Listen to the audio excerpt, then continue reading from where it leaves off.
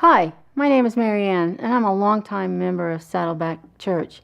In 1999, I became one of 89,000 women who were raped. Not only do I suffer from trauma of the rape, I soon learned that I was infected with the HIV virus that leads to AIDS. Since being diagnosed with HIV, I have faced numerous health challenges, including strokes and cancer. Some people call me the Energizer Bunny because I keep going and going. I refuse to give up. More than anything else, I want you to know, I'm not a victim, and you don't have to be one either. Because of life's challenges, I found God. I became a devoted follower of Jesus Christ at Saddleback Church, and you have become my wonderful Christian family through the HIV/AIDS ministry and my small group, which are awesome. I want to thank you for your love, your hugs, your kindness, acceptance, and care for me and other people living with HIV and AIDS and their friends and families. Thank you. You just heard from my friend Maryann, and her story is shocking and heartbreaking. I'll never forget the day that Maryann's mother-in-law drew me aside on the patio at Lake Forest and whispered to me that her daughter-in-law had AIDS and that they hadn't told anyone at the church. We hugged and we cried together, and a sweet friendship began, and Maryann and I discovered that we both love Eeyore. But Maryann represents about 17 million women here in the U.S. and around the world who are HIV positive, some of them infected as she was from sexual violence, some through IV drug use, some of them by just being born, some through casual, unprotected sex with an HIV positive man, and some from unprotected sex with a man they trusted and thought was safe. A few years ago, I was reading a magazine and saw a story about AIDS in Africa. And I have to be honest, some of you have heard me say this before, at that moment, I didn't care a thing about AIDS. I wasn't even really sure what it was. But this article said that millions of people were infected with an incurable, deadly virus, and that millions of children were being orphaned because of this one illness. There were terrible photographs in the article, skeletal men and women, dying alone, abandoned by family and friends, children too weak to brush the flies away from their faces. You probably know the kind of pictures I'm talking about. We see them on late-night television by some organization trying to raise money to help them. And if you're like me, you turn that channel just as fast as you can because, well, it's just too awful to even think about. But on that day, reading that magazine, I suddenly got it. I saw their suffering for the very first time, and I couldn't look away. I couldn't turn the channel anymore. I couldn't stop thinking about them, thinking about what it would feel like to have my family and my friends be afraid to even touch me because they were afraid they'd catch my illness. What would it be like to be a little kid and have my mom and dad, or both of them, die, leaving me to grow up by myself? And suddenly, their pain became my pain, and it changed me forever.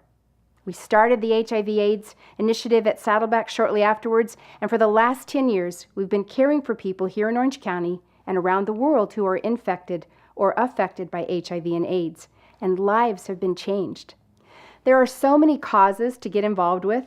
This is a very broken world, and there are millions of hurting people. So why do we still care about HIV all these years later? Well, it's a signature issue of Saddleback Church, which means that it's one of a very small handful of issues that we have decided we will be known for at this church. Well, this year we're talking about getting to zero. It's a theme we're exploring.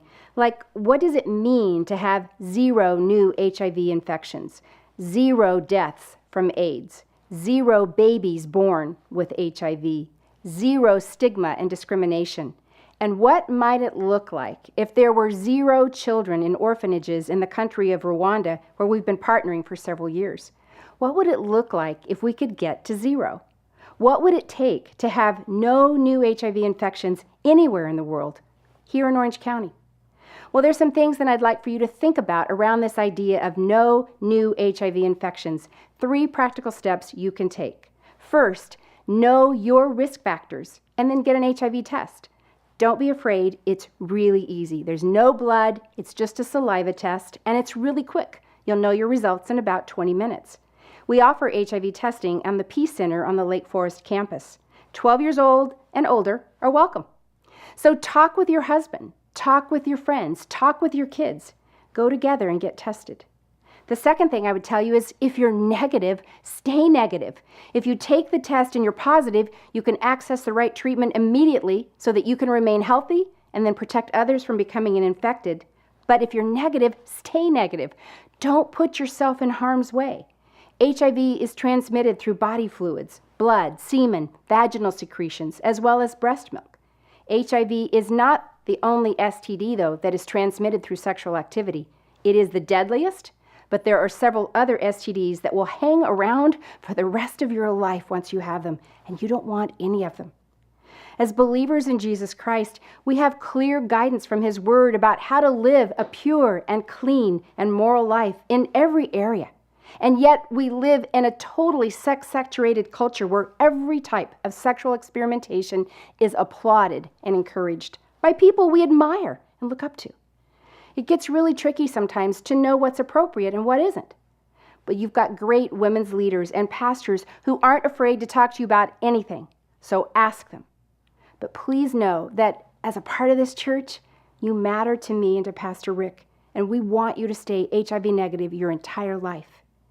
And then lastly, women, we have to talk to our kids about sexuality and sex. We cannot leave this to the schools or to culture or to the TV or to their friends. We have to be bold and brave and courageous and honest and talk with our kids.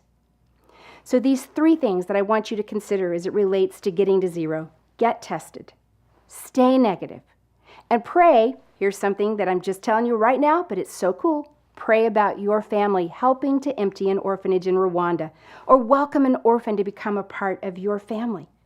I love our church, and I love you.